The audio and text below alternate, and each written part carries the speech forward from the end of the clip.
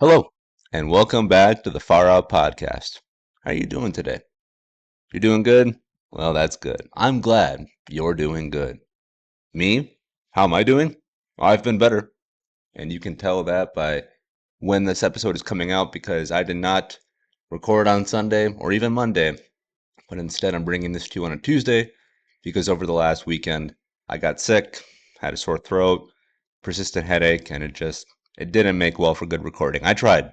Lord knows I tried, but it just didn't work out. But as I've said over the course of this show over the last couple of weeks, I don't fully know what I want this to be, which sounds cliche, but it's just the truth.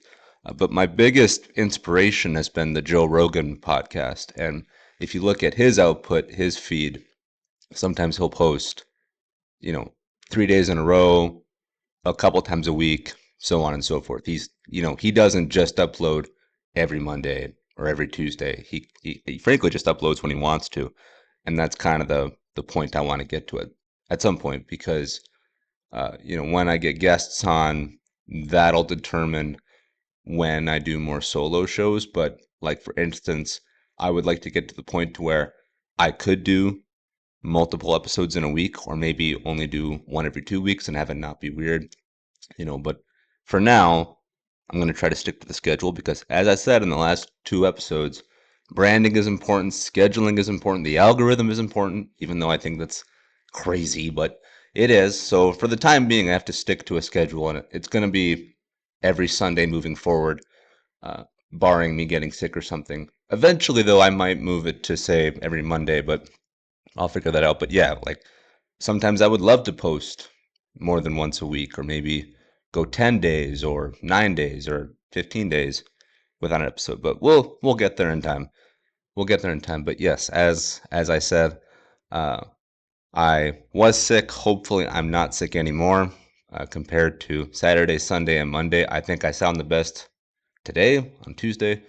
But if I don't sound real good, that might not just be the microphone this time. That might actually just be my voice, be the throat. So sorry if I sound a little funky, but I wanted to get this out. I wanted to record because it's fun. I'm having a good time. And despite this getting uploaded on a Tuesday, there will be another episode on Sunday. So if you enjoy this program, you won't have to wait long for episode 4 to come out. But yeah, we're just going to keep plugging away with the podcast. And, it's, once again, I really appreciate the response. I appreciate the feedback across the board. And each week it seems to be getting better. Not only did I get intro graphics, give it to me, literally gifted to me by a friend, just out of the kindness of her own heart. But now I was provided with intro and bumper music by the artist known as Sojourn One, and I will put a link to his own YouTube page in the description. And me and Sojourn, we've talked a little bit, and eventually I'd like to have him on to the podcast to have him speak his mind on a few things. So, just throwing that plug out there. Eventually, you might hear someone's voice, not just my own. So we'll see what happens. But yes, Sojourn One is responsible for the cool music you hear in the intro. So big shout out to him. But okay, let's get back to the task at hand, to the podcast at hand. Yes, this is your late night college of useful life knowledge, and I've got some notes that I want to go through. I've got some topics I want to discuss, and let's begin.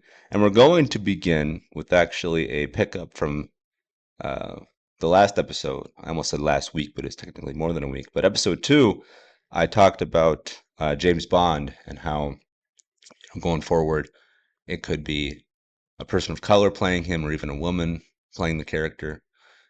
But what's interesting is that as I was looking into the Bond character himself and the different iterations, I noticed something that's tangentially related to Bond, but not exactly, and that's in the last guy who portrayed him, Daniel Craig, who, as I said in the second episode of the podcast, the blonde Bond, which was a travesty for movie fans everywhere until it wasn't. But yeah, if you look at Daniel Craig's filmography after he did Bond, every character he's played in a movie has been gay. Yes, you heard it here first. After his time as James Bond, Daniel Craig, the actor who last played Bond, all his characters have been gay or not straight, whatever, however you want to add terminology to this. But if you look at his filmography, um, well, I guess okay. So if you look at his filmography, he did Knives Out, which is a murder mystery detective film, and you wouldn't know it immediately, but that character has been revealed to be gay by the director and the writer and the creator of that series. Knives Out, by the way, fantastic movie that was made by Rian Johnson, director of The Last Jedi. So let's just let that hang there for a bit. Maybe we'll talk about that someday, but because I love Star Wars, but that Last Jedi movie, ooh, that's not a real crowd pleaser, that one. But despite Rian Johnson making a divisive Star Wars film, he is a good filmmaker. He made a movie prior to The Last Jedi called Looper, which is a great time travel movie starring Joseph Gordon-Levitt and Bruce Willis, and they play the same character, just set in different time periods. And it's fantastic. I recommend checking out Looper. Essentially, the premise of Looper is that there's a guy in one time period, and then there are people in another time period who will transport someone back through time via time travel, and the first guy has to kill who's ever sent to him. He's in this position with a loaded gun, and anyone who appears in front of him, he just blows away. Doesn't matter. But Joseph Gordon-Levitt, who is the looper, who is the guy that's meant to close the time loops, and at one point, the person sent back for him to kill is a future version of himself, and that's the plot of the movie. There, great movie, and I believe that was the one that got him the job for The Last Jedi. And then after The Last Jedi, he went on and he made Knives Out, which is a really good, strong, unique detective story. And apparently, the character that Daniel Craig plays, who is the lead detective, is gay. So there's that. Then Daniel Craig goes on and makes his last Bond movie called No Time to Die. Though I think actually, correct me if I'm wrong, but I believe that due to COVID, that might have actually filmed first. So chronologically, in terms of filmmaking, I believe every character he's played has been gay since Bond. But if you look at his filmography, it goes Knives Out, Bond, and then the Knives Out sequel. But let's keep this simple. So he's in Knives Out as a gay detective. He's in the sequel to Knives Out called Glass Onion, also written and directed by Rian Johnson. Another good movie. But he plays the detective again, and in that movie, it is much more pronounced that he is gay. They make a point of emphasizing that. And then in 2024, Daniel Craig has a new movie coming out, or either just came out, called Queer. It's literally all it's called, Queer. Boy, I wonder what that's about. And then in 2025, he has the third Knives Out movie called Wake Up, Dead Man, where he plays once again a gay detective. And I'm not doing this to throw shade on gay people. I'm not trying to call them out. I'm just saying it's a very interesting trend where you go from arguably the most straight hetero character in film history, James Bond, and then after that you have him playing a gay detective 3 times in a row, and then I don't know, some dude in a movie called Queer. If you click on that, apparently it's about gay people. So he's been consistently gay in the movies that he makes, and that's kind of interesting because Daniel Craig is married, so I wonder what his wife thinks about him constantly playing gay men, really playing against type there. But you know, in that first James Bond movie that Daniel Craig made called Casino Royale, when he gets tortured in that bottomless wicker chair, where the bad guy of the movie just whacks him repeatedly in the nuts with a thick rope. I mean, that'll change a man. That'll change a man. I kid. But yeah, it's just interesting that every role since James Bond, uh, he's been a gay man. So do with that information what you will. Daniel Craig is a good actor, but yeah, just an interesting trend. So we'll see what becomes of his career post Bond and post these Knives Out detective movies. Moving on though, now we're going to talk a little bit about the Minnesota Vikings. Don't turn that dial. Don't turn that dial. Uh, for those that are not real big into sports, and again, I try not to make this show local because if you're not a sports fan, you won't listen. Well, if you're not a Minnesota sports fan, you might not listen. But for me, being a Vikings fan, this was a very quintessential game for us this year because we beat the Atlanta Falcons very handedly, I might add. And the Falcons are now the home base of our former QB Kirk Cousins. And Kirk Cousins, the dad QB, the Coles QB, he was with us for many years, and there was talks that we were going to re-sign him, but he wanted a lot of money. The Vikings did not want to give him that much money. They did not want to give him Tom Brady levels of cash. And so Kirk Cousins left to get that bag, as the kids say. And I hate to say it, but I don't know if Father Time is coming up on him or if it's him trying to play off that torn Achilles. But he did not look great. And, for him, this was his Super Bowl. And I think for the Vikings, this was also our Super Bowl. I think that this was a game of vindication for us that, we moved off of a veteran QB and we got slappy Sam Darnold, who played like his life was on the line against the Falcons. He threw 5 touchdowns, no interceptions, just a darn near perfect game for him. And old Kirk Cousins had the exact opposite. And so I'm not going to talk about the Vikings endlessly, nor am I going to beat up on the Falcons repeatedly. But Kirk Cousins, I'm just going to throw a little bit of shade, just a smidge. You could have stayed with the Vikings. You could have asked for a little less money. And let's see what could have happened. Would the team have been this good with you still as the QB? I don't know. Would we be 11-2? I don't know. But Kirk, for as nice of a guy as he seems, both on and off the field, he prioritized money, and now he's playing for kind of a scrappy, pish posh team. No shade to Atlanta, but that's just where that's at. So it just it just kind of felt good watching that game on Sunday, to where Vikings fans across the NFL said, I told you so, or see, we don't need him. So it's just, again, it was a little bit of vindication on our part. So I wish Kirk Cousins the best in his career. I hope he has many more years to play. I hope he does not turn into an Aaron Rodgers who's really just, limping along there. But, what are you going to do? What are you going to do, Kirk Cousins? I hear the weather is good in Atlanta, so you enjoy. Anyway, moving on.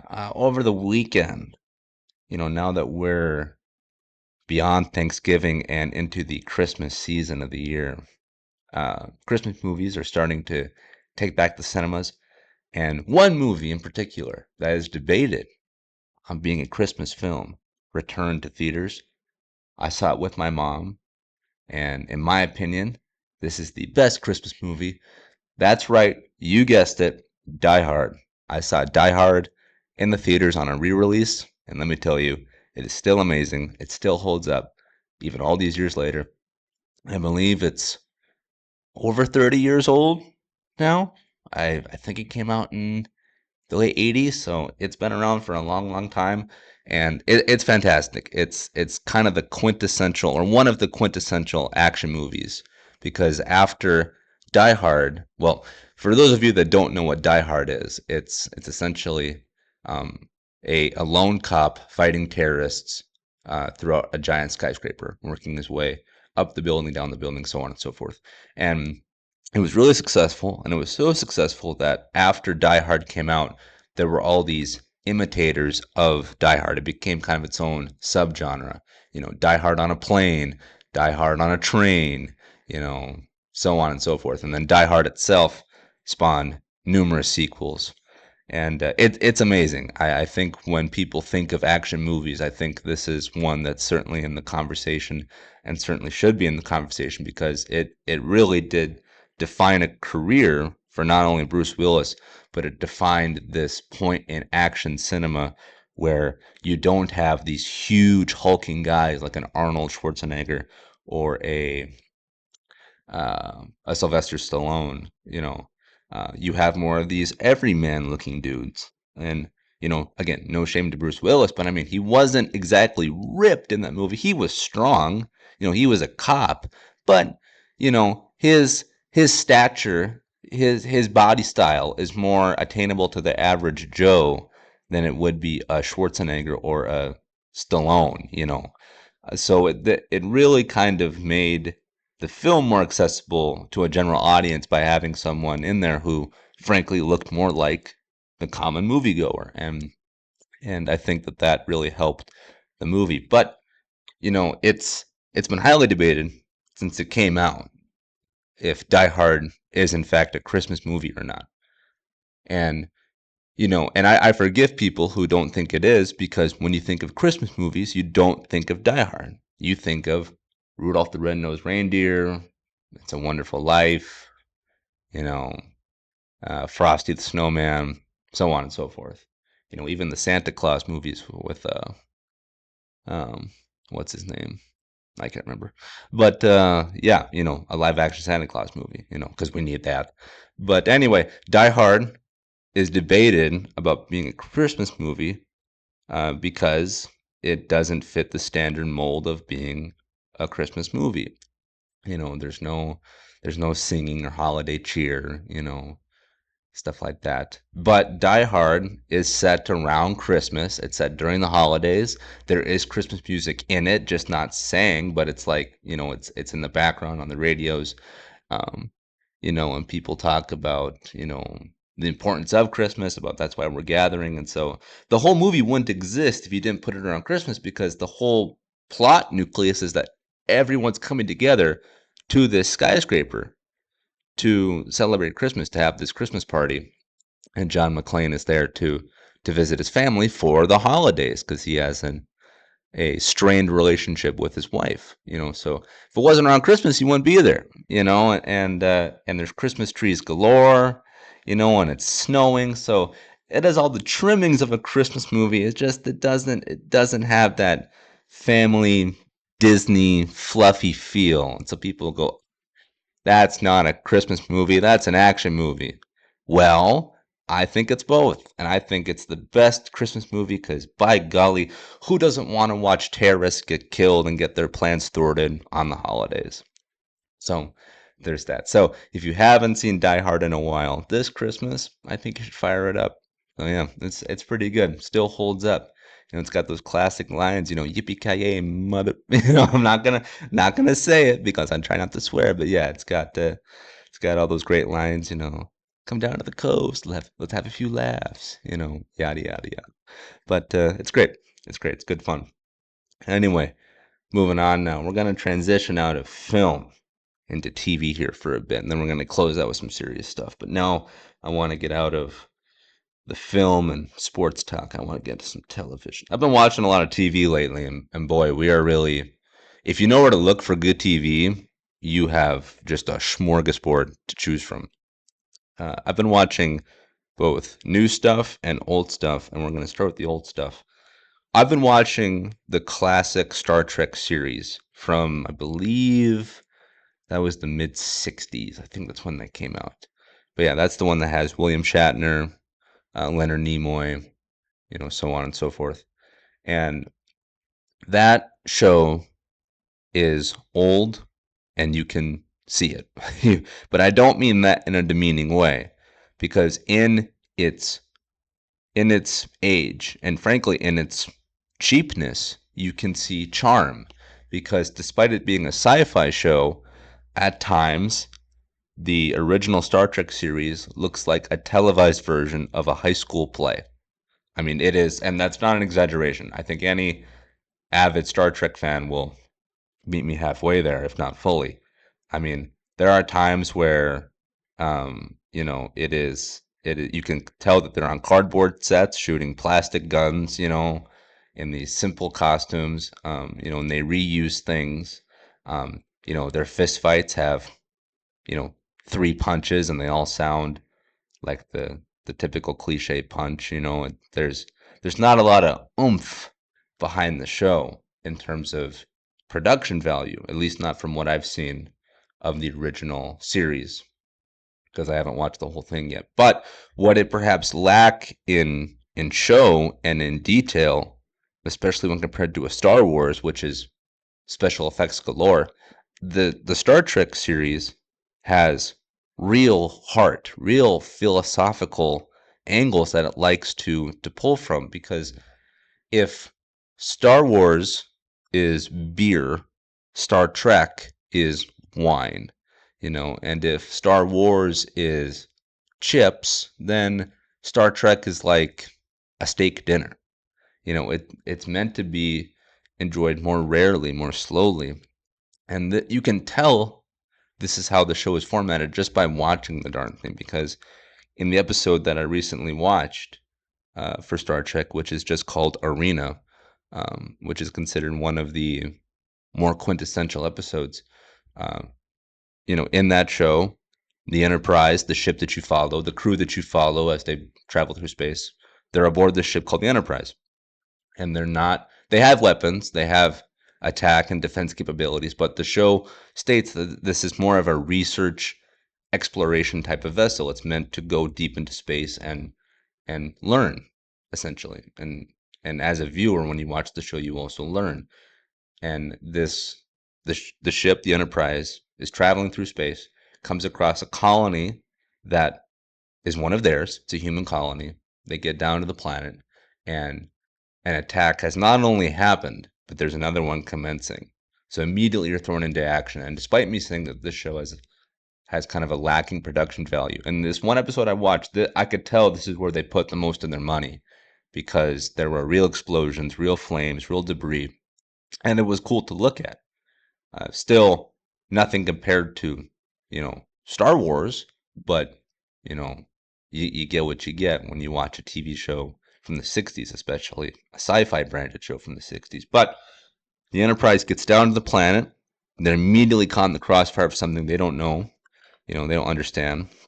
And not only do they try to get the wounded out from the previous battle, but they're also returning fire, trying to survive themselves from the existing battle. And they get separated, they lose people, yada yada. And eventually they make it back to the ship with what little of their crew remains. And as they're back on the ship looking their wounds, a third party comes in, which is this uh, omnipotent, powerful species of aliens, and they say that we have observed humanity for so long. Throughout this time, we have seen you as a violent species. You're a plague against the galaxy. And in this very moment, the first thing you do when you arrive to a planet is you start fighting. And the crew states their case that no, well, we were defending our own, we were defending ourselves, we got thrown into something, and this third party alien race says, no, we don't accept that.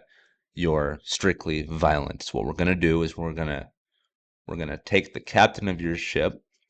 We're gonna send him back down to a different planet that's habitable for him, and then we're also gonna take the captain of the other alien race that you were fighting, even fighting blindly, and the race that destroyed your outpost. And because both species are so prone to violence, so quick on the trigger, they're gonna take the respective captains of each ship of each faction, and they're going to make them fight in an arena in one-on-one combat, rather than have the two ships engage or have two armies engage on the surface of a planet. They're going to have the captains duke it out. And so, just in the blink of an eye, Captain Kirk of the Enterprise is sent down to the planet to face off against an alien known as a Gorn, which is a giant lizard-like looking thing. And again, you're watching a show with not the greatest budget, made in the 60s. If you watch the episode now, you can clearly tell it's a guy in a suit, and it essentially looks like a guy inside of a small Godzilla type suit. You know, the mouth doesn't move real great, nor does its hands move real great. But it's meant to convey, oh my gosh, this is an alien, even though it looks like a Halloween costume. But again, if you get past that, if you get past the limitations of their budgets and of their effects, there's a lot of charm to have with this series, and there's a lot of deep storytelling. And so, again, you have these two races, these two species. You have the humans and the Gorns. The first thing they do when they meet each other, without even fully seeing each other, is they start fighting. And then this third species of alien come in and say, you guys started fighting from the get-go, but the humans love their violence, so we're going to have you guys duke it out mano a mano on this planet that's habitable for both of you. And whoever wins this one-on-one fight, we're going to let their ship go.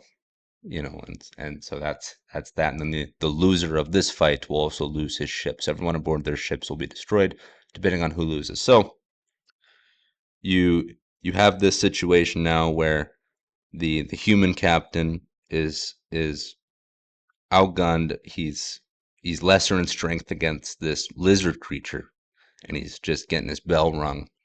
Meanwhile, back on the Enterprise, his crew are trying to retrieve him, trying to figure out how they can send messages on how to either help him defeat the Gorn or to get him out of there. They're trying to save their captain, and in doing so, they discover that prior to the Enterprise and the human civilization colonizing the planet that they had initially engaged the Gorns on, they found out that the Gorns themselves had control of that system. So again, that might sound a little confusing, but the planet where the human outpost was on was colonized by the humans, but previously, before the humans got there, before they got to that point in space, the Gorns had claimed that as their territory. And so then you have this philosophical debate happening on the ship where it's like, oh, were the Gorns attacking us, or were they simply defending themselves? And are we the oppressors if we colonized their planet? Because the Enterprise crew essentially pleads ignorance. They said, we didn't know the Gorns were there first, you know, or if we did, you know, we certainly didn't try to have any diplomatic way of going about this. We kind of just went in guns a blazing and took over the planet. So now you have this new paradigm to where it's not just man versus creature, it's intelligent species versus intelligent species, and one of them encroached on the other. Who's right, who's wrong, who belongs there, who does not. And eventually, throughout the course of the episode, Captain Kirk of the Enterprise, he defeats the lone Gorn in the arena. He mortally wounds him and is about to kill him. And then he says he won't. He's not going to kill him. And he cries out to the third alien species who set up the arena, and he said, I won't kill him. You think we're all violent. You think that's all we know, but we're not. We're also compassionate. If you refuse this, come down here and face me yourself. And sure enough, a third alien from that species comes down and examines the fight and is surprised that the human species didn't exact rightful, you know, victory by killing his wounded enemy. Because again, had Kirk killed this lone Gorn, he could have got his ship out of there. And the third alien asks Kirk, why did you not kill him? This was your get out of jail free card. Your people could leave. You'll never hear from us again. And Kirk just says, he's like, because that's not all we are. He's like, you know, we're all trying to make our way in the galaxy, and he's, you know, he's like, humans are trying to colonize, but so are the Gorns. And he appeals to the civilized option, the option that apparently the humans before the Enterprise arrived did not offer to the Gorns when they took over the planet. So again, this sounds really confusing and really really just sci-fi popcorn fluff. But I think that it gets to a deeper theme that I think is not presented in most sci-fi. And if it is, it's usually swept under the rug. But like again with Star Wars, that's all fun. It's sugar, which is fine. Everyone likes lightsabers and down with Darth Vader and the Empire and let's go fly the Millennium Falcon and blow up the Death Star. That's great. And inside of that you do have some philosophical points to pull on. Excuse me. The nature of the Force, good versus evil. What does it mean to be a part of a family that's both good and bad? Then you look at Star Trek, and Star Trek goes out of its way to get philosophical, to pull on human emotions. I mean, Star Trek um, is based on, well, not based on, but it pulls points of interest from Shakespeare and often, um, you know, outwardly quotes and uses Shakespeare in its design. It appeals to emotion and to thinking. I mean, it's a thinking man's show because what Star Trek may lack in overall combat and bang bang and pew pew, it asks these big questions like if we did find aliens, would we and should we just go out guns blazing, or should we try to have a diplomatic way of making peace? And what are the ramifications of that? And how do we proceed? And so I hope I'm doing a good job of presenting this, but I think that if you're someone who is perhaps tired of Star Wars and tired of all the action and the lack of stakes in a lot of TV and movie fare, I think that you actually have to look back. And I think if you want to go back and find something that's more slow, more methodical, more thought out, I would encourage you to look at classic Star Trek, which is available on Paramount Plus, because it's great. And it made me think, because again, this is made during the 60s, so you're dealing with the aftermath of World War II, you're dealing with the Cold War, and then that's gonna stem into the civil rights era and all that stuff. And so at the time that all these huge things are happening in human history, and certainly in American history, uh, you have this really rich show being made just in the confines of a sci-fi television series. And so I would recommend to check it out because it's surprisingly deep. And I think that if Star Wars uh, wanted to get that deep, it certainly could, and I think it should because, again, despite Star Trek being however many decades old it is, I watched this episode just yesterday, and I thought that's good. That's good television. That's good storytelling, and it's cheesy and it's fun, but it's also deep, and it made me think so much so that I wanted to talk about it for X number of minutes on my podcast here. I just hope it was coherent, but if it wasn't, I'm sick, so don't fully blame me. But anyway, keeping with TV, moving on from Star Trek, talking about classic television, I'm going to talk about some new television, and I'm going to talk about the new series called The Agency, which is also on Paramount Plus or Paramount Plus. So you can watch a lot of good TV with a Paramount subscription. But yes, this is a new series called The Agency, which is executive produced by George Clooney, among several others, but it is a spy drama thriller series.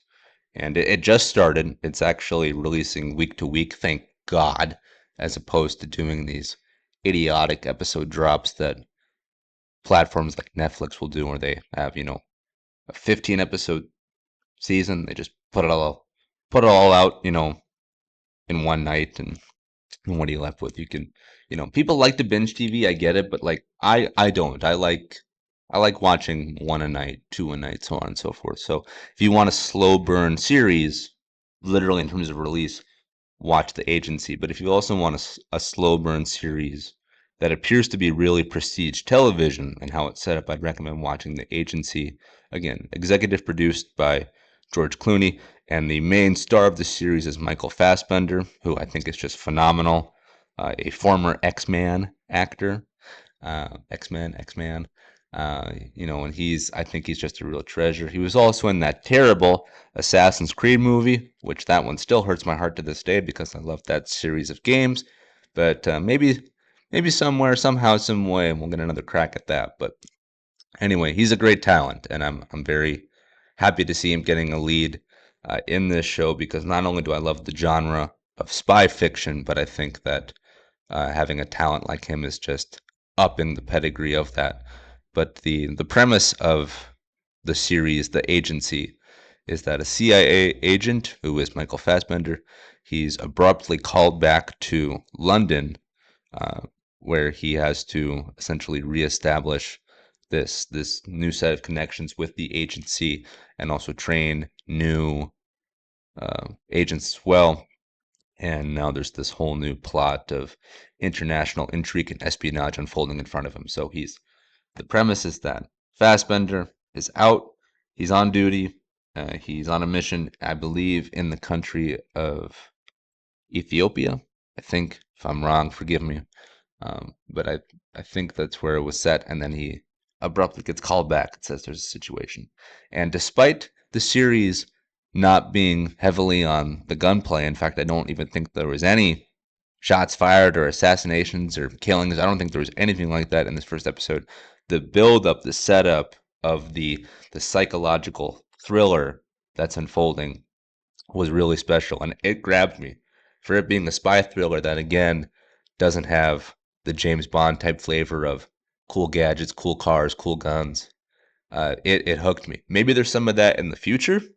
I don't know. Again, I'm only one episode in out of three, but from what I saw, from the world that's set up around these characters, and from the real serious storytelling that it was trying to convey, I thought it was just tremendous. I think it's sleek. I think it's sophisticated. I think it's stylized. Again, much like Star Trek, I would equate this to a glass of wine because it is literally slow moving. But again, if you're someone who's looking for this nice slow burn TV show to get into that also will eventually have a little bit of action in there, and if you're just a big fan of the spy genre, like with Tom Clancy and Tom Cruise's Mission Impossible series, I would recommend checking out The Agency on Paramount Plus because I think it's off to a hot start.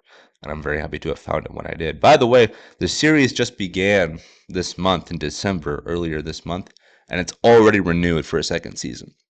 So the positive word of mouth has been running rampant, and I guess apparently the show got a big boost right out of the gate, and the suits back home at Paramount, they saw that, and they think they have a real winner on their hands, and they've already commenced a second season to go into production. So if you want to be on the pulse of new television, check out The Agency on Paramount Plus. All right. Keeping it with TV, and we're going to broaden this. We're going to open this up a little bit because now we're going to also talk about TV shows that relate to movies and vice versa. There is a new TV show. It's animated. It's called Creature Commandos, and it is on the streaming service Max, formerly known as HBO Max, but now just Max. And Creature Commandos, if you did not know this, is connected to the pantheon of DC characters that we all know and love. Batman, Superman, Wonder Woman, etc.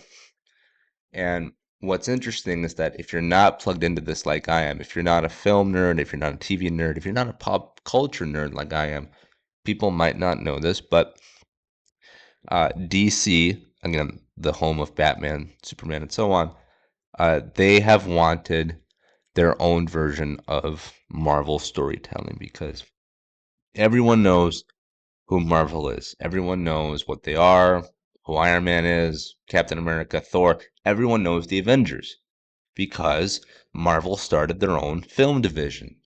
And for darn near 20 years, because in 2028 it'll be 2 decades, Marvel has released banger after banger after banger of hit films.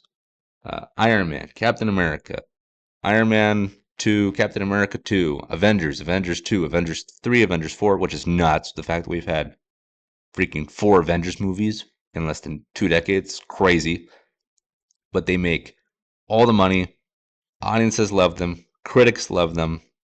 They are the biggest, best film business, frankly, in the history of cinema, just in terms of pure output and in pure dollars received back. They are bigger than Star Wars, bigger than Star Trek, bigger than James Bond, bigger than Harry Potter, bigger than Lord of the Rings. You can debate quality all day long, but just again, in terms of their output, with over 20 films and various TV shows and the billions upon billions of dollars they've returned, Marvel single-handedly cultivated this new empire of superhero storytelling that we've seen over the years. It's crazy. It all started from them, and for years, their neighbors, the other kids on the other side of the street, known as DC, they wanted that same thing. They wanted to take their universe of characters and make their own universe of storytelling to where they could have a Batman movie, a Superman movie, and then build it up into a Justice League movie and have their own TV shows built in and so on and so forth. And they tried. DC did try this. They started with a Superman movie in 2013 called Man of Steel, which I think is incredible, but not a lot of people did. And then where they really tried to launch everything, where they really tried to just put the cart in front of the horse there, was with a movie called Batman versus Superman, which was released in 2016. That should have been one of the biggest movies ever released in the history of the medium. It should have made $2 billion in its sleep.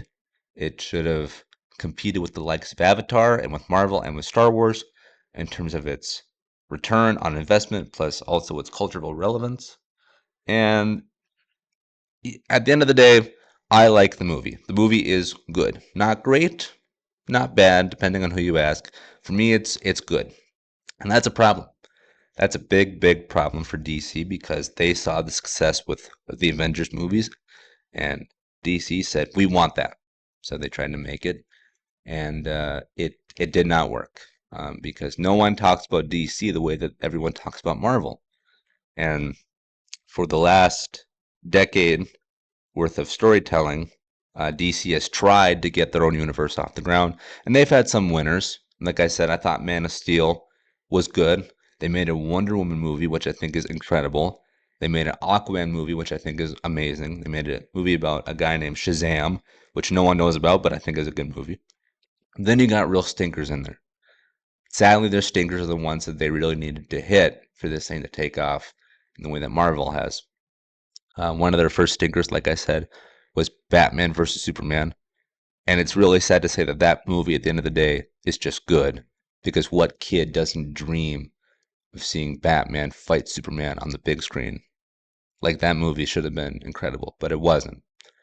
And then they did a Justice League movie. They did a team-up movie. Again, they did their version of the Avengers.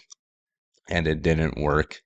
Really wasn't that good, which is such a bummer because I grew up with the Justice League. I remember watching the cartoon, and the movie just it wasn't good. It didn't capture the spirit of the team. It didn't capture that joy of watching these heroes come together.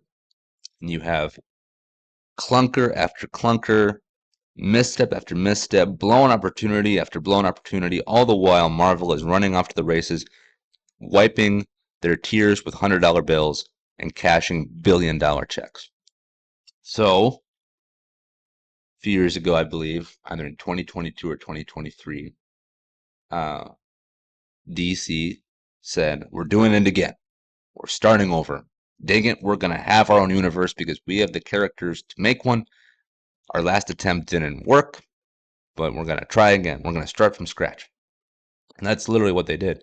So, for the last 10 years, literally the last 10 years, if you watched a DC movie, if you watched that version of Superman, that version of Wonder Woman, that version of Batman, DC, in terms of their storytelling capabilities, they said that is gone, that is done, we're restarting, which is nuts. Like, imagine for a second now if, like, after the first Avengers movie, Marvel said, a new Iron Man, new Captain America, new Thor, you know, forget about what you previously saw. You know, pay no attention to the man behind the curtain.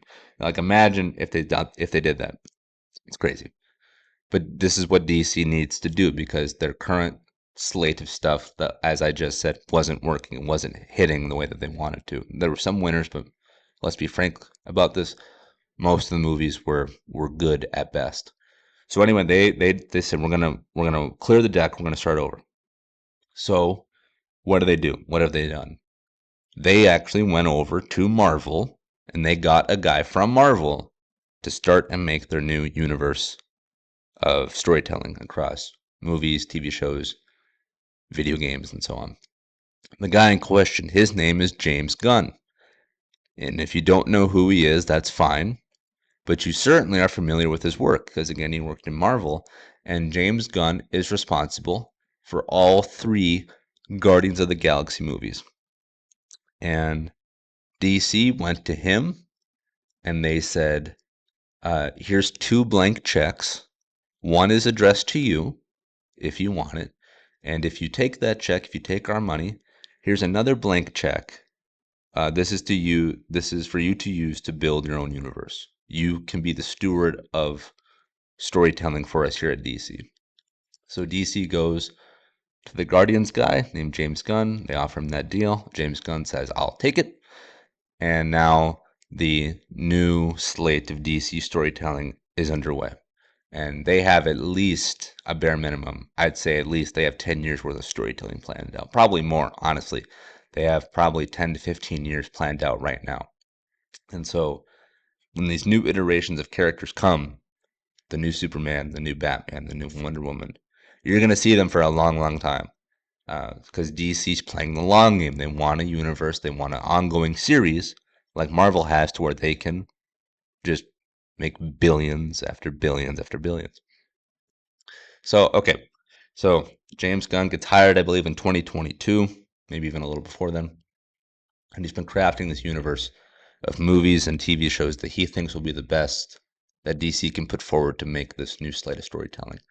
And there's a new Superman movie coming out in 2025. It's coming out July 2025, so we're a little more than 8 months away, I'd say, from that coming out, or 7, excuse me. But before that,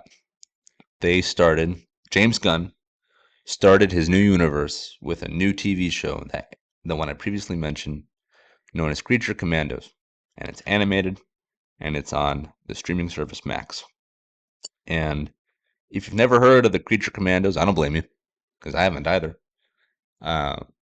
It stars characters no one's heard of. It has a dude named the Weasel, which is literally a humanoid weasel.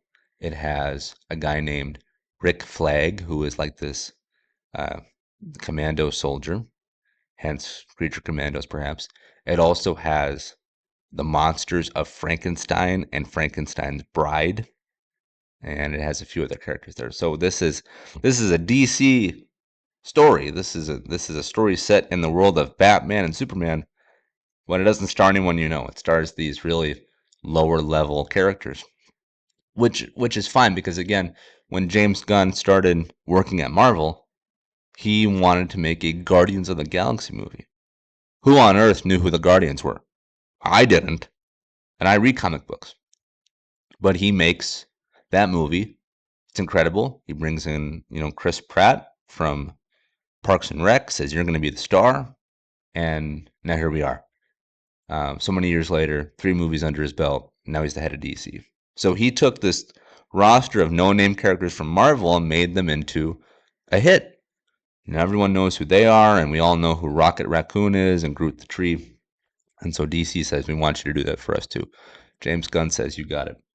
So this show, Creature Commandos, stars lesser characters and is the introduction to the new universe, to the new slate of storytelling that DC is offering.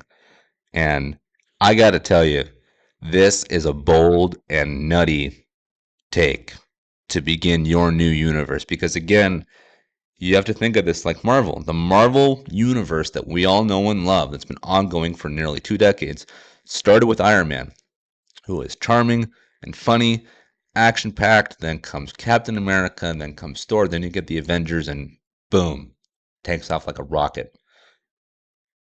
But starting with Iron Man was, in of itself, kind of a bold choice, but it worked out swimmingly because they had very charming, very approachable, very accessible characters in that movie.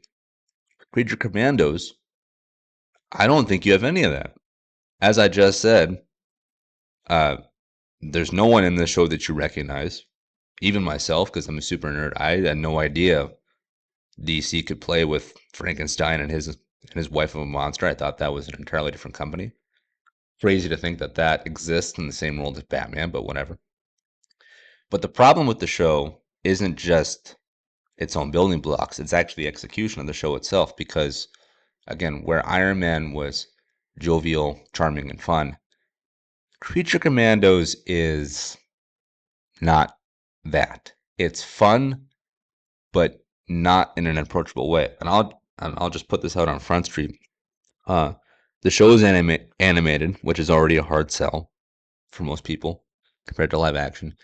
But the show is also it's a adult cartoon where there is blood, there is swearing, and there is sexual innuendo. Again, this is crazy because DC is starting their new universe with the colorful Superman and the wonderful Wonder Woman and the serious Batman. That's building up to a new Justice League, and they start off with an adult animated show featuring characters no one knows about. I think it's crazy. And I actually think it was a misstep. You're talking step one, piece one, track one of this new series that they're trying to foster, and they made a show that's not accessible to everyone. My mom and I go to the movies together all the time. We saw Die Hard. We've seen almost every Marvel movie together. We even go to a lot of DC movies back when they were doing their old series. We saw Wonder Woman together. As I was watching this Creature Commando show, I realized I can't show this to my mom. It's too violent. It's too profane. It's too gross. I can't show her this. And this is the first thing out of the gate for them. And then, as I just said, next year in July, they have a new Superman movie coming out, which, according to James Gunn, is joyful. That's the word he described it as. Okay, that's great. But now you're going to tell me that the Superman exists in a world where Frankenstein and Frankenstein's wife are ripping people apart and dropping F-bombs and blood's going everywhere and they're making sex jokes? Again, that's all on the show in Creature Commandos. I think it's crazy. I think it's crazy because, again, DC's trying to play catch-up of 2 decades. They have to appeal to the masses. They have to, frankly, make a family-friendly superhero universe for this all to exist in. Creature Commandos is the farthest thing from that. So I like it enough to keep watching it, despite everything I just said. And you can decide what that says about me. But I like it because I find it interesting enough, and the fact that it's related to this new set of DC stories. I'm gonna keep watching because I want to know where this goes. I want to know how this ties in. But it blows my mind that this was their jumping point. This is what they thought was the best move to make. I mean, seriously, imagine if before the Avengers movies, the first thing that came out of Marvel was, Guardians of the Galaxy. Or imagine if it was a Deadpool movie. Deadpool's funny. Deadpool's entertaining. It's action-packed. But, that's an incredibly adult fare. You can't take your kids to that. Again, I can't just say, "Mom, movie night, Deadpool." No. That would take a lot of willpower on both our parts to sit down and do that. But with Avengers, with Captain America, with Iron Man, I can do that. Well, I can't come over to my mom's place and say, "Mom, check out Creature Commandos." Because if we did, she would look at me like I'm an idiot and an insane person. Not saying those that watch the show are an idiot, nor are they insane. I'm just saying it's a very bold choice to start your new series on, which apparently features a very joyful Superman. So do with that information what you will, but that's the start of the newest batch of DC stories. And again, I believe that they have at least a decade worth of stuff that they want to get through, if not 15 years. And they started with a adult animated series called Creature Commandos, streaming on Max.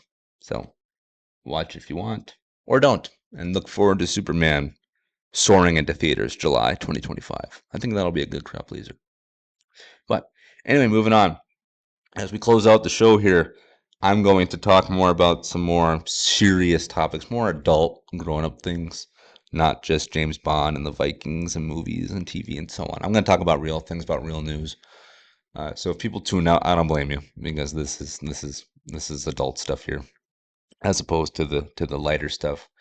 But yeah, some stuff has happened in the world recently that I think we should talk about. That I think is worth talking about. One of them being that President Joe Biden pardoned his son Hunter Biden on everything. He gave him a presidential pardon for worth 10 years that covers everything that he did from, I believe, 2014 to 2024. And a presidential pardon is exactly how it sounds. It's essentially immunity to everything. Doesn't matter if it's jaywalking, drug possession, whatever it is. The president waved his hand, signed the paper saying, "You, sir, named Hunter Biden, who is my son, has immunity from those crimes." This is a big story because Joe Biden, regardless of your politics, he is not the glowing image of, I'd say, he's not, I don't think he's the best guy we could have put in that White House. I don't think he's a good leader. I don't think he's all there. And frankly, I think he's pretty corrupt. Breaking news, politicians are corrupt. And I know it's easy to say that about everyone, which I agree. To some degree, every politician is corrupt. Doesn't matter if you're left, right, conservative, liberal. Like I voted for Trump, for instance, just to state the fact. I voted for Trump. I like him. I don't love him. There's some stuff I like about him. There's other stuff I despise. And that guy, at various points in his life, has been a very filthy and, frankly, perhaps corrupt person. I'm sure he's taken plenty of money under the table, so to speak. But he's not in the White House right now. He's coming this January. He's going to be again for a second term. But right now, Joe Biden is in the waning days of his administration, and he's making some decisions. And one of them is to pardon his son Hunter for crimes that Hunter did and allegedly committed between the years of 2014 and 2024. And there's a couple different takes on this, because blanket pardons are not the norm, at least not in terms of how serious they are. It's funny, and it's a joke, and it's a yearly joke that we do in America when the president pardons 2 turkeys for Thanksgiving. But it's he's pardoning the turkey, holiday cheer, which, by the way, for the president to pardon a turkey essentially establishes that the turkey at some point committed a crime. So, what does he pardon him for? Being a good turkey? No, it means that when he pardons those turkeys, they're guilty. They're guilty of something. But I digress. Anyway, getting back to the more serious topic, we don't see a lot of these throughout the history of America. There have been a few that come to my mind, but the one in question that I'm pulling on is that during the Carter administration, he pardoned the draft dodgers during the Vietnam War. And let's face it, that point in time was very turbulent for America. Whether you're pro-war, anti-war, pro-America, anti-America, that was a shaking of many chessboards across the world. And there were people who got told, they did not choose, they got told, you're going to fight in this war whether you like it or not. And people dodged the draft. Some fled to Canada, some, went to war, but then went AWOL. I mean, there are countless stories of people who protested the Vietnam War despite being told by the government to go to war. And again, regardless of what you think about America as a country and what we do as a country that loves a good war, when we look back on Vietnam, I think that the general consensus is that that was a mistake. That was a black eye for us as a nation. So during his time in office, President Jimmy Carter pardoned the draft dodgers. He gave them blanket immunity. Said, despite at the time you committing a crime by technically disobeying orders from your government, we're gonna expunge those. So he pardons the draft dodgers, giving blanket immunity to lots and lots of people. Joe Biden, on the other hand, I truly I can't think of another pardon between now and then. I think Richard Nixon got pardoned, but I'm frankly not sure. So don't quote me on that. I think that might have happened. But anyway, as I said, this is not the norm for America, nor should it be. The idea that the president can just give this blanket immunity left, right, and center. But Biden did this with his son. He gave his son immunity. Okay. Why is that? Why in question did President Biden give immunity to his son Hunter? If you don't know who Hunter is, if you don't know who the Bidens are, besides being the name in the White House, God bless you. And I don't mean to taint your mind with this information, because ignorance is bliss. It just is. But Joe Biden's political career goes back many decades. But for the sake of this conversation, for this podcast, we're going to focus in on the more later years when Biden was VP at the time to President Barack Obama. He had his son Hunter work on a Ukrainian gas company named Burisma. And this happened when Hunter, again, there's a lot of minutiae here, so please try to follow along. Hunter Biden worked on a Ukrainian gas company named Burisma during Joe Biden's time as the VP under the Obama administration. Lots of names, lots of proper nouns. Stay with me here. Hunter Biden was not qualified to work on this gas company. He did not know anything about that industry nor anything about Ukraine.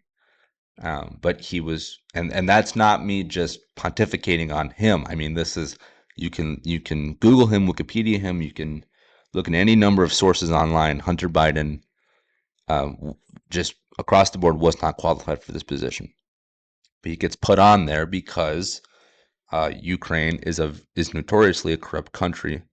Despite Ukraine being in a war of survival against Russia, and despite them being the quote unquote good guys in that war, doesn't mean they're squeaky clean. I myself support Ukraine in their war against Russia, which is ongoing right now as we speak. But they did plenty of wheeling and dealing under the table themselves as a country, as is every country. No country is immune to that. No country goes unblemished, nor does the U.S. I love the U.S. I'm a proud patriot, but by no means is my country perfect. But anyway, Hunter's on this Ukrainian gas company. And during this time, and again, you can get specifics and details about this elsewhere. I don't have all of them in front of me right now. It was used, his time on this gas company on Burisma was used to launder money, to get, the money was being transferred from various points of influence across several countries pertaining to Ukraine, to America, and also including China. Ukraine was essentially used as a go-between between several countries. And again, Joe Biden as VP had a lot of influence and a lot of power, despite people saying that the VP has, it's a thing. It's not an important job. He does nothing. He sits around all day. The VP still has sway and influence. So now Joe Biden has a direct link to this Ukrainian gas company, to Ukraine, to China through his son Hunter. Essentially, Hunter was, quote unquote, the bag man for these deals that would happen in Ukraine. Hunter Biden would receive payment for whatever it is they're doing in these countries. He would bring it back to the U.S. for processing and for payment handling. Joe Biden would get so much money out of exchange for these deals, and Hunter Biden would also take some money off the top for himself. And sadly, Hunter Biden did not live a great squeaky clean life. He's not dead, by the way. I don't mean to speak of him in past tense, but just talking about his record.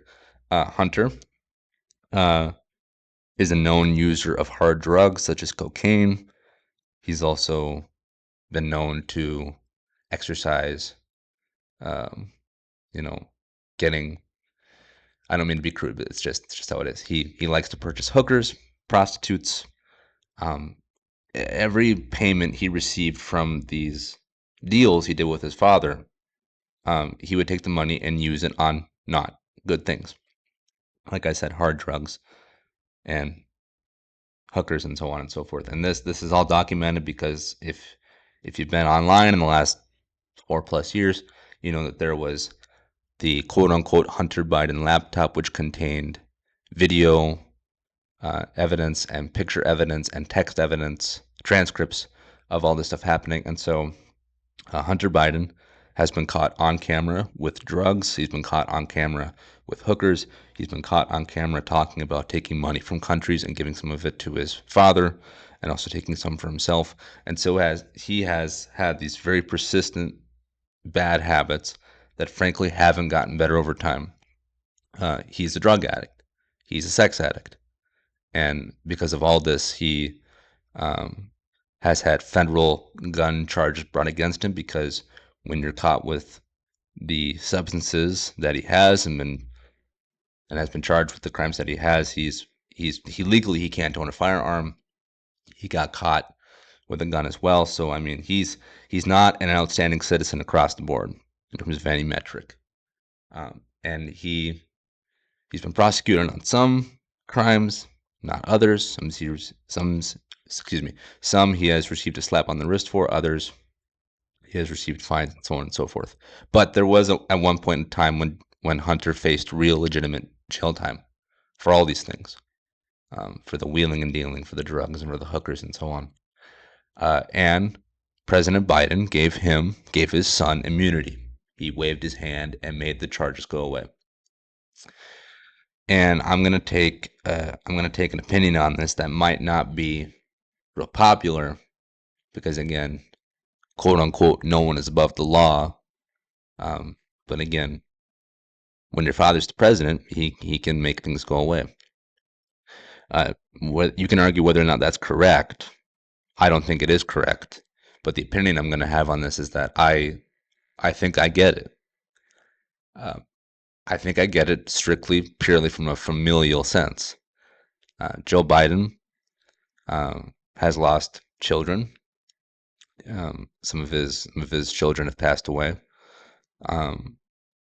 And Hunter, despite him being not a good person and making bad life decisions, I think that there's a point to this that I think people are neglecting to acknowledge, and that I think that despite Joe Biden being a not very smart man, a not very wise man, perhaps not even fully coherent man due to his age and due to his mental illnesses, he is still at the core a hurting father who has been watching his son throw his life away for years and years. And so I think that in one of the final moments of his presidency, I think Joe Biden gave his son Hunter this immunity because he didn't want to see his son spend the rest of his life behind bars. You can argue whether or not that would have happened. You could say if the system is too corrupt, they never would have properly convicted him. Whatever. You can also say, well, Joe Biden only pardoned his son Hunter because Hunter is related to Biden, therefore that would have brung the actual Biden name down. And that might be true too. But I think that there is nuance to this, and I think that part of the nuance is that it's a father protecting his son. And I think that we need to look at this with those lenses on, because like think of it this way: if you're a parent, or if you hope to have children one day, like I do, you know, if my son, say, gets arrested for drunk driving, for underage drinking, perhaps maybe both, maybe I would be more open to the idea of him sleeping it off in jail to put the fear of God in him and to show him the error of his ways, rather than me just running to his aid and bailing him out. I don't know. I'm not a father. I don't have children. I'm not engaged. I'm nowhere near that kind of paradigm. But there are benefits to giving a kid tough love, to showing him the error of his ways. But also as a parent, your job is to protect and to provide and to lead your children. And you can't do that when your kid is locked up for life. And so there's a part of me that wants to see Hunter, frankly, get what he deserves, which is hard jail time. Because if any one of you out there did even a fraction of this stuff, you'd be behind jail. You'd be in jail behind bars so fast it'd make your head spin.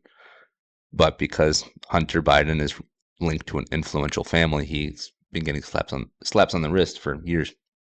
But again, there is a point to this that um, it's a father protecting his son, and I think that there is something honorable about that, even if it is done in an overhand and perhaps even a corrupt fashion. Uh, Again, I don't like it, but I think it's something that we have to talk about when we are talking about this, when we're thinking about this. So, is the Biden family corrupt? Yes, but all politicians are. Is Hunter Biden a bad person? I believe he is, based off everything I read about him in the news. I can't think of one good thing he's done for himself, for his family, or for America.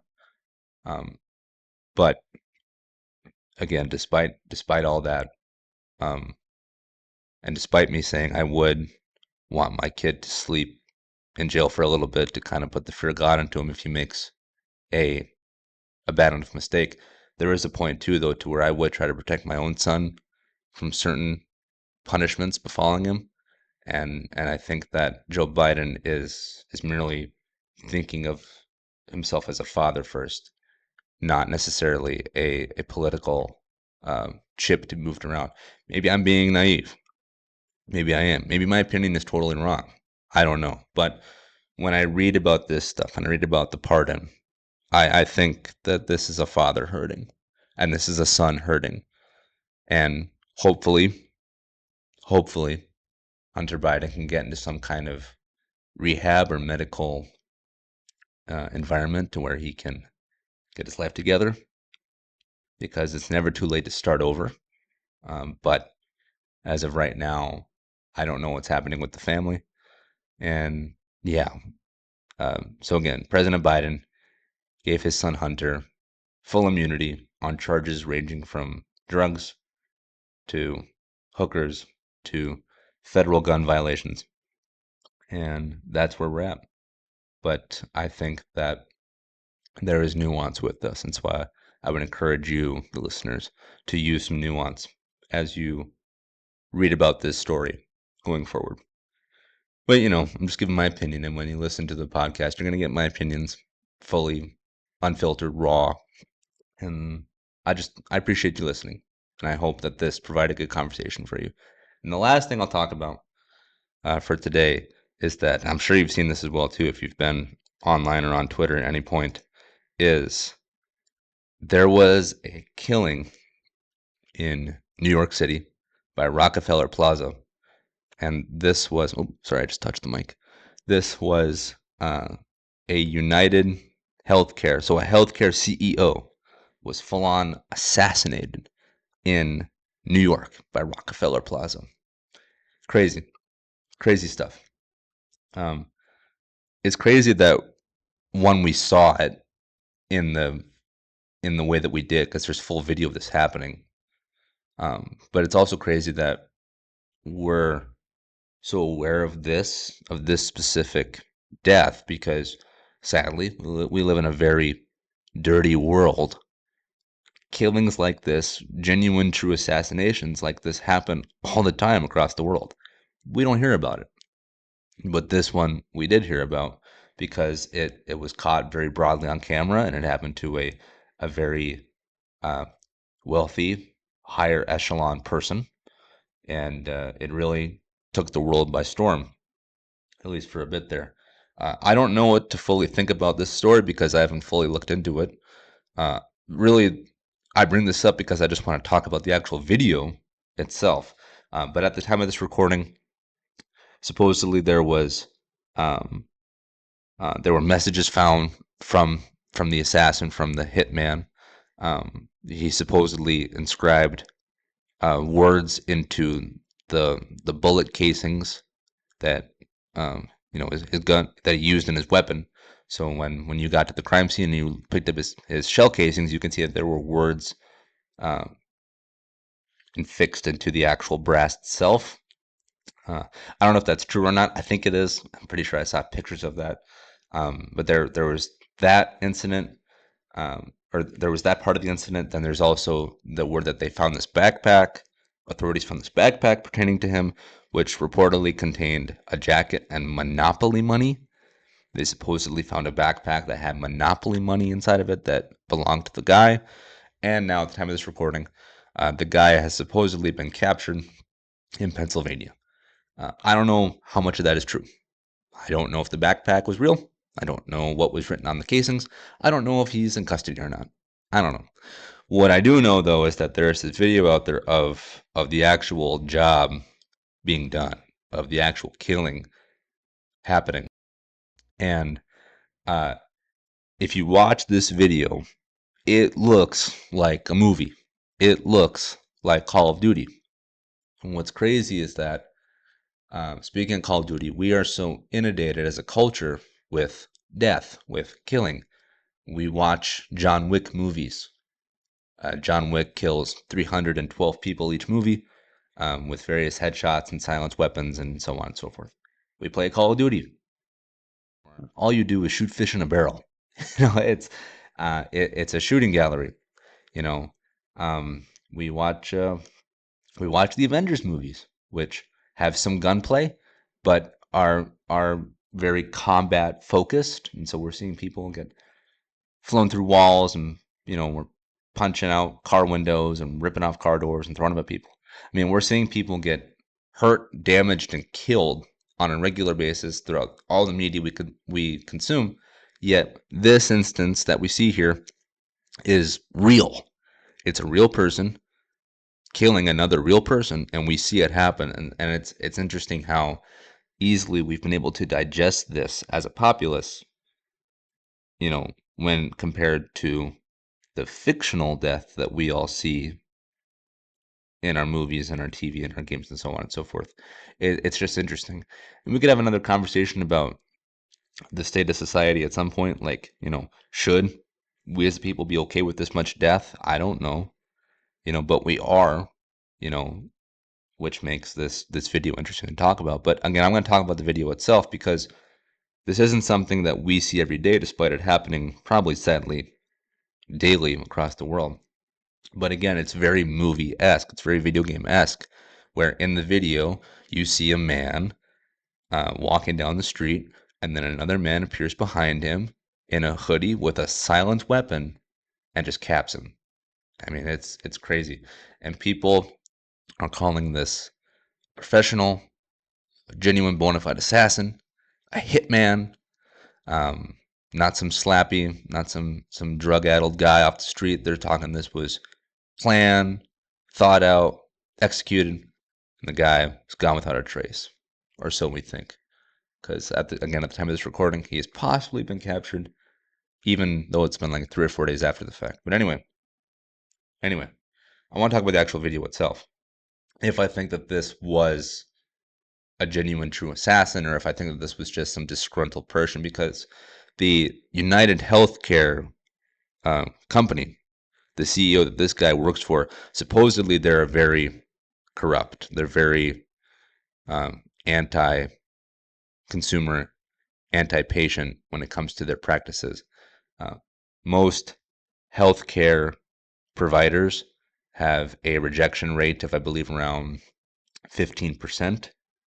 Don't quote me on that, but that's something that I read, that the national average is about 15, to where if you submit a claim to your healthcare provider, there's a 15% chance you'll get rejected. United Healthcare supposedly has a rate that's exceeding 35%, so you're more likely to get rejected. And on top of that, what I heard is that the CEO who was killed, the man in question, supposedly he had sold off a lot of stock that he had in this company, and that other higher up individuals inside United Healthcare also sold off a lot of stock, and they were doing a lot of insider trading to get themselves a lot of money on the side. So again, I don't know a lot about this. I don't know a lot of the finer details. If everything I just said is wrong, I apologize, but this is what I've read in the headlines, is that at the time of this person's death, the CEO was doing trading to garner himself millions of dollars in addition to his own CEO pay. So perhaps not a very clean and outstanding citizen, which again could lead to this person in question who did the killing. It could be as simple as this guy is someone who got his claim denied, and he enacts an act of vengeance on the CEO. Possible. But I think that there are some details here that make it a little less cut and dry. In my opinion, follow the money, but that's just me. But if we actually look at the video here, and again, it doesn't take much to find this video.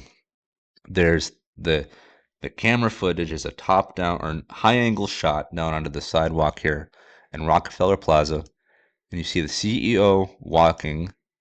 He's wearing a blue jacket, looks like a blue winter jacket, and he's walking along. I don't know what he's doing there by himself. You'd think he'd have security. I don't know if he's going to a restaurant, if he's getting milk, if he's taking a smoke break. I don't know. But he's walking down the street. Then you see a guy with a black hoodie on, hood up, with a gray backpack. He brandishes a silenced weapon, aims it at the guy in the blue jacket. He fires one shot. The man in blue stumbles. It looks like he's hit in his left shoulder. By the way, I'm doing a breakdown while I watch the video. If that isn't clear, I'm watching the video while I talk about this. So the man in the hoodie shoots one round at the guy in the blue sweatshirt. The blue sweatshirt guy, the CEO, stumbles. Looks like he's shot in the left shoulder blade. Falls into a nearby wall or a storefront. What's interesting, though, is that the shooter, after he fires the first shot, he racks the slide on his pistol, indicating some form of jam happening with his weapon system. I bring this up because if people don't know how guns work. They think they do, but they don't know how they work. I'm a novice. I own firearms of various types, lengths, sizes, weights, calibers, but I'm no expert. I'm a novice, but there are people who know less than me. I think if you gave someone a gun, they would simply just pull the trigger and expect it to fire. They don't think about magazines, chambering rounds, safeties, so on and so forth. I think most people think they could shoot a pistol one-handed because that's what we see in Call of Duty and in movies, when in actuality, shooting a pistol one-handed, even your dominant hand, is very tough. You need two hands. You need that control to have a clean shot, to have a stable shot, to maintain recoil. So this guy, the killer in question, the assassin, and I don't mean that as a very flashy term, but it's the truth. He's an assassin. He's displaying some very interesting characteristics here. His stance looks to be fine. And again, I'm not an expert. This is what I've received from personal training that I've received among friends, from also former cops who've given me tips, from practicing, from spending time at a shooting range, and from working with various pistols. I've learned how to stand, how to not stand, how to hold it, how to not hold it, how to reload, how to not reload, so on and so forth. I know a thing or two about weapon discipline, how to be smart with them. I think this guy does too, because you look at it here, his stance looks fine. I think his right leg is bent a little bit, but even I bend my leg a little bit because that just feels natural. But what's interesting is that he gets off the first shot, he immediately goes to clear the slide, or he pulls back the slide to clear the chamber on his pistol. This could be because he's shooting with a suppressor, meaning that he could also be using subsonic rounds, subsonic ammunition, which is ammo designed to operate more effectively with a suppressor. Despite that being the case, I've heard that type of ammunition is prone to more jamming. So I think that the hitman here is dealing with a weapon malfunction. I think he's dealing with a jam. So he fires, blue man stumbles, he clears the slide, so he goes boom. Okay, here's the thing. So back it up. takes aim, boom, slide, boom, slide, boom, slide. And on that third, yeah, okay, here. So he takes 3 shots that you can see in the video, at least in the one I'm watching.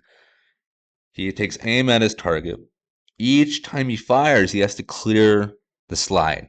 He has to rack it because I think there's some jamming happening. On the third shot, however, he racks it like 2 or 3 times. He's really trying to get some stuff out of there. I think there's a real deep, perhaps multi-stage jam happening. And with a weapon system, I mean, anything from dirt to sweat, anything can mess with a firing capability, you know. Whereas some people, like you look at an AK-47, you can leave that thing underwater for 2 days, pick it up, and it'll fire just fine. But this guy here, despite him having a Gucci suppressor, I'm guessing this is a pretty standard pistol.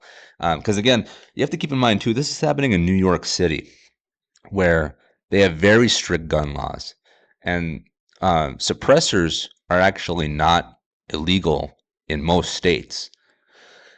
Again, I apologize if I give wrong information. What I believe at the time of this recording, I think that they're legal in 42 states. I think. Don't quote me on that though. I know you can quote me that they are legal in more than half the states in the U.S. That I know for a fact. I think it's 42. One of the states that it is not legal to have a suppressor is New York. You cannot have a suppressor in New York. Yet this man got one. So there's a few possibilities. Did he have a legitimate handler to where he met someone in New York and someone gave him the equipment necessary to do this killing? Did this individual somehow get this across state lines? I don't know. But regardless, he has a suppressor in a state that you are not allowed to have one in. And New York has very strict gun laws as well. So his entire weapon system here should be under question for the state of New York. But what's interesting though is that he fought everything about this. If you watch the video, it looks very, very planned out, very well executed. And what's interesting though is that there's also, if you watch this video, there's a bystander, a woman, who sees this happening and she runs away. I would love to know her take on all this at some point. Hopefully they can find out who she is and get her to provide a testimony, because she was right there. I mean, she's literally less than 10 feet away from seeing all this happen. But again, if you watch the video, CEO gets hit, he stumbles, falls, he turns, so he makes visual contact with his attacker. Then the second shot rings out. Looks like it gets him probably in the midsection, maybe the abdomen, maybe the torso, or up in the sternum area. I'm not fully sure. But the CEO at the time of the second shot has fully turned around because he just got shot in the back. He wants to know what's happening, where's this coming from. So the second shot gets him in center mass, most likely. Now he's slouching, he's falling. Then the third shot is what looks like knocks him down. At this point, the CEO is on the ground. The assassin, the killer, is now walking towards his target. While he's walking towards his target, he's constantly racking a slide on his pistol. He's walking. He takes aim a fourth time. I don't think I saw that when I first watched the video. So the man in question, the blue jacketed CEO, he's not dead. 3 shots in, he's not dead. You can see him move. He's writhing on the ground there. Then the assassin, he clears the slide many times to chamber the fourth shot, takes aim, fires, fourth shot. Looks like he does the same action again, clears the slide again for the fourth time, or for the fourth, not the fourth overall time, but for the fourth shot. He's probably cleared that slide at least maybe 7 to 10 times. And after the fourth shot here, does he take aim again? I don't think he does. So 4 shots, 3 shots, the guy is down. Fourth one likely to make sure he's dead to finish him off. And then the guy in question, the attacker, looks like he simply holsters his gun and walks away, or conceals his weapon and walks away. And then at the time of this recording, I heard that prior to him allegedly getting picked up, he took a city bike and got away. It's freaking crazy. It's crazy. You're watching someone really die, really get executed on a public street in New York City, one of the busiest cities on the planet. I just find it really fascinating. I think it's really interesting to look at, not in a gruesome glorification way. You know, I don't think we should aspire to watch people actually die on camera, but again, it's so interesting how clear this is, literally. You know, and there are some people out there who look at this and they think it's good that the CEO died because he's a corrupt, rich a-hole. There's others who think this is murder as, plain as day. You should throw the book at him. But it's fascinating again that in a world where murders happen every day, and probably scenes like this happen every day, we're captivated by this one, and I think it's because of how much we're able to see. Hence why I'm talking about it, because there's so much to examine here. Do I think that this guy was a pro, a hitman, an assassin, like you see out in the movies? No, I don't. I don't think so. In fact, I think that if it was like the movies, I don't think we would have seen this video at all. I think he would have done a better job of concealing himself. But do I think that this was just some Joe Schmo citizen who drank 12 beers, took some crack, and then decided I'm going to go kill someone? I don't think it was that either. I think that this was somewhere in the middle. I think this might have been planned. This might have been a paid job, but I don't think this guy was some Gucci assassin. He clearly has training. He clearly has weapon discipline. He has enough familiarity to know how to keep his weapon operable under stress and how to make a relatively clean getaway. Because again, though he has allegedly been captured, it was at least 4 days after the fact. And again, he got out of New York City, one of the most populated, trafficked, and surveilled cities on the planet. He was allegedly picked up in Pennsylvania. I just find it really interesting. I find it really interesting that this happened, and I would love to know the motivation behind this. If it was an act of vengeance, or if it was, tying up loose ends, as they say in the movies.